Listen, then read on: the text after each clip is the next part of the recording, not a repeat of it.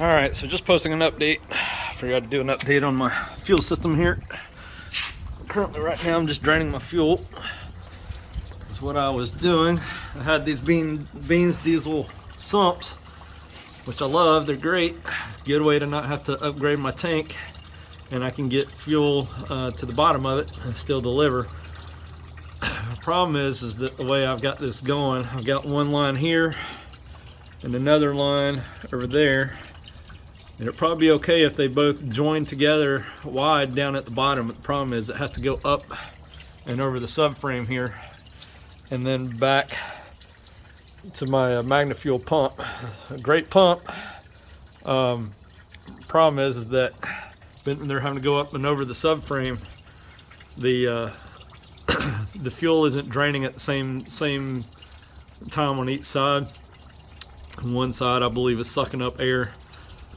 So what I'm going to do, I'm going to delete the line over there. I'm going to cap it off, and if anything, I'll just have a cap in case I need to drain my tank. I'll just drain it from that side. I'm going to have one -10 going from here up and over straight to here, and I will delete my pre-filter that I've got here. I'll keep my post filter right here. Delete the pre-filter that they suggest. I've spoken to some guys that say you get more flow getting rid of that. So more flow is always better. I'm going to go with the -10 line. This is a -8. Both of these are -8 wide end to the one single -8, and then -8 circling around and going all the way back up to the front of the car into a Magnus fuel rail and 2150cc injectors. So MagnaFuel is saying if I was trying to go over 1,000 horsepower, I should upgrade to a -12, so I'll probably end up doing that. But I had a -10 line already, and I already had the fittings on the way before I found out that. So, but anyway, that's what I'm doing at the moment. I guess we'll see how that goes with this. But loving the Beans diesel pumps, or the sumps, I mean, makes it definitely a lot easier for getting fuel out of it. I don't have the fuel sloshing towards the back where the stock in-tank pumps go towards the front and get low, and all the fuel comes towards the back. So still not having any problems with the Beans diesel sumps. It's just that having two lines where they're above the axle, and if they don't drain the same, you're going to suck up air, so don't need to do that. Just hate that I'm wasting all this E85 fuel, and they stop supplying it here locally. So now I got to make a 4-hour round trip just to get some fuel this weekend. But I guess we'll see. Just posting an update. I guess we'll go from there. All right, so doing a part 2 of my lean issue. Ordered a new filter, which came in yesterday. Today is March 1st, so it got here yesterday, February 28th. It was supposed to have been here this past Friday. Overnighted from Jegs, but FedEx dropped the bomb on that one. So I was hoping to get some tuning in over the weekend, but didn't happen. But anyway, this is supposed to be washable, where I could take some brake clean and wash it out. But as you see, can't really do too much with this. And I think what they did, from the factory, I think they torqued it just a little bit too much, and I don't know if they put anything in here to lubricate this a ring or not when they put it in, because otherwise I don't know why it would have twisted up. So anyway, I'm gonna get the sucker in. What I'm gonna do, I'm gonna use some WD-40 to throw it in there. And this is my post filter. This is my pre-filter, which I'm taking out of my system. But this is the one I'm going to be using, just my post filter here after the pump. Hope I don't have any problems, but if I do, I guess lesson learned. But I'm going to go ahead and get this put back in, get it back in the car, and then want to get a break, get my car driving. I'll see how it does. I don't know if it's going to change my tune at all, but I guess we'll see when I get it in. All right, so I've deleted my lines, done the adjustments I wanted to. I've got my -10 going from here, from the right side of my fuel tank, with the Beans diesel sump. Of course, obviously, I don't have anywhere to get it further back because of these little dips in the fuel tank. So that's as far as back as I could have done it. Otherwise I would have gotten it right back here, but I just don't have enough room. I would have got it to the very far back. But anyway, that's where it's at. The one on the driver's side, obviously, if you can see that, that's I've got that tapped off or capped off.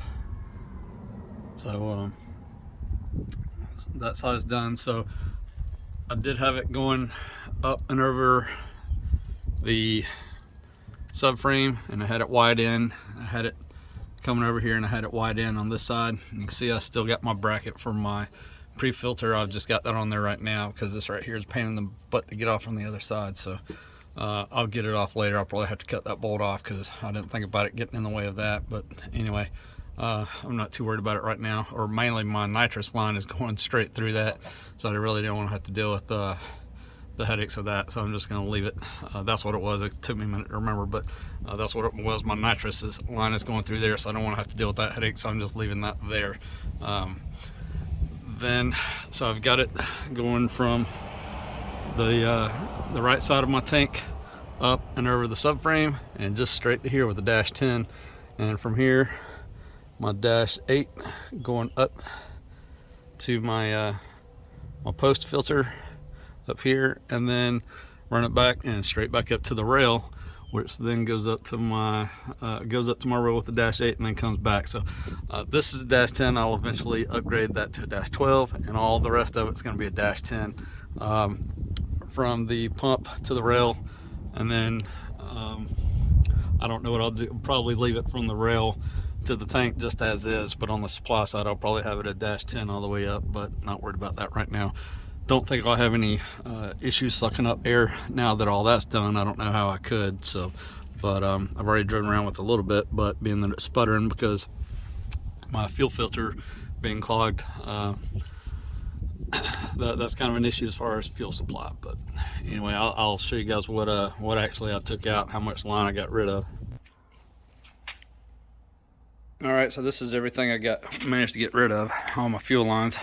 And I guess if I got to put this back in there, I'll get this back in line if I run into any problems. But I'll keep this. I'll keep my lines just in case I need them. But I was able to get rid of that much fuel line from the system, so I'm sure that'll help a little bit as far as not having to travel quite as far as if I'm having to prime my pump. But time to get it fired up and take some logs, see what it does. Cross our fingers.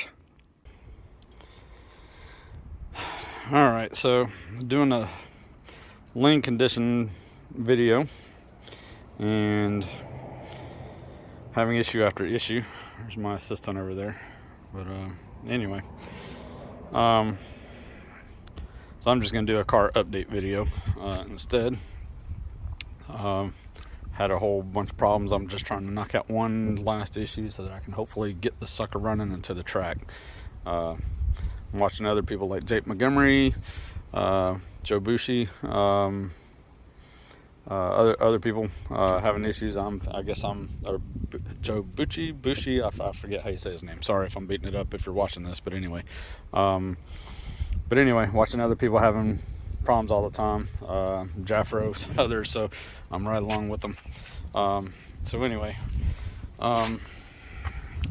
So I had the fuel issue. I had a fuel filter clogged up, the pre-filter, post-filter. Got those changed out, or got the post-filter changed out, deleted the pre-filter, and now it's not wanting to get over about 3,000 or 4,000 RPM when I hit it. So I'm about to pull my injectors. I don't know if they're just clogged or whatever the case, but if it's not one thing, it's another. About ready to drive it off a cliff. But anyway, trying to get it there just to even make a pass down the road.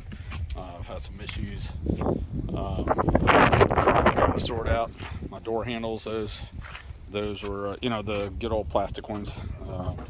I've changed those so where it finally will open. I had to put the bolt and washer trick through the little linkage so it actually open like it was supposed to. The door handles are great, so I don't have to worry about them breaking, but it didn't help with the opening in that regard. So the bolt and nut trick and the linkage did great for that. So I got that going. Changed the fuel line. Of course I got to fill in my holes. I'm gonna fill my holes in for my spoiler. I hate the spoiler. I was gonna do the duck wing on here, but I think I'm gonna decide against that, so I don't know what I'm gonna do with that just yet. Anyway, so I'm gonna fill those in. I had the tack issue, got that fixed, and pretty much everything's ready to go. I don't have any other issues, but pulling the fuel filters off and seeing all that garbage, got all that stuff fixed. I had the tack issue, tried to pull it out, then I was ready to go test it out, and all of a sudden it didn't want to start, so didn't know what was going on with that. I pulled my injectors, I pulled my plugs. I had fire on all 4 plugs. I had signal going to all 4 injectors. I hit the 9 volt battery to each injector, sprayed with carb cleaner. Each one of those were working right. But yeah, I put the Noid light tester on it. Each one was firing. Had no idea why it wasn't working right. Disconnected the PTU, swapped out for 2 or 3 different ones. Whatever happened, that resolved that issue. So I'm going to go ahead and pull these injectors, go ahead and send them off to Fuel Injector Clinic. At least I live in the state of Florida. They're in the same state. Hoping they can get that going. Hopefully that's just my issue. Once I get that back, the 4 injectors, I'll throw them back in. Go from there. Wish me luck. I would really love to be able to start making some passes instead of all fixing crap, broken stuff and stuff. I can tune everybody else's car that doesn't have any problems and go simple, but deal with my own. I've got the hardest freaking problems in the world. So, but changed my ignition box. I've got a M&W ignition box I got from Mike at Busher Racing. He got me that. The coil unplug set up.